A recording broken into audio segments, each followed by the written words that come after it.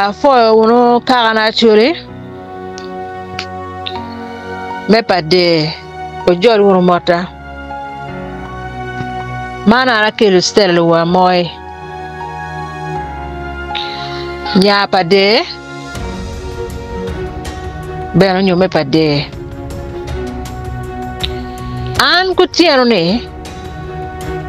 Awachi ka chwal duana malo. Kun gono ki farama ki luoni arunot.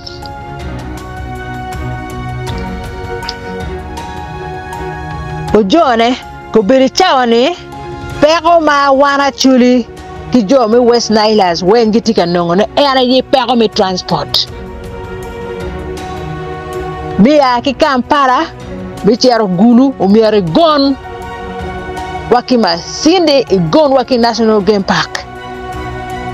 Ko berichane will transport la mal dok ben mario in la wor mier bra ke chul chente bor jome wildlife authority minority ka dio dano matek engin mawmi ko beri honorable Gilbert Olanya tika tuta tutwal mineno ni la korigin ene pekotime dano mier chul transport me baski can pedaku ok kichul bor jome wildlife authority ento penyati la kany pingo Olanya Gilbert kana yitika dange kuno ki madam mo achel ma aki West Nile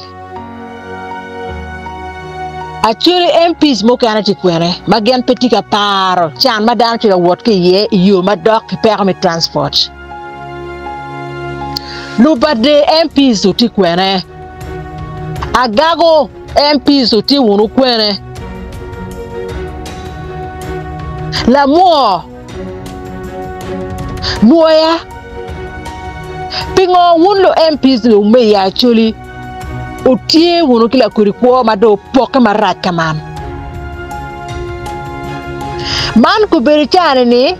Wood padagocha makiluone honorable Gilbert Olanya ni tika tute tika dange pingo po certo chingu wek look man ni lu woru chul bene chente bot wildlife authority ku gixi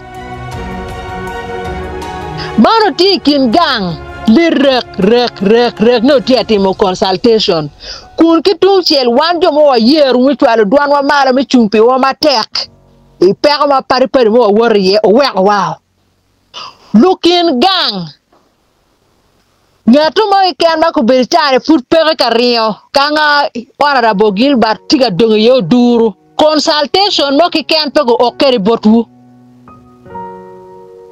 Consultation mo ki kan ma gati amne kin gang kinyo mi yinyo yu mi doke parliament. I 2026. Wero korijo dok bene MPs yiguni peki bidwa ko gi parliament dong matwara ko titgi ponen manaka yangu donyi ot mo ko cheikh kuja ko titgi mo ponen il fa karma godo e peko pa chulo meta dida I karma dong jor donyi parliament pe en duan gebe pi winye gino o ke ker ka timone kuja bere dong pere gendo kur en due ki due mi gam en chante pa taxpayers ni girwa yi chaogi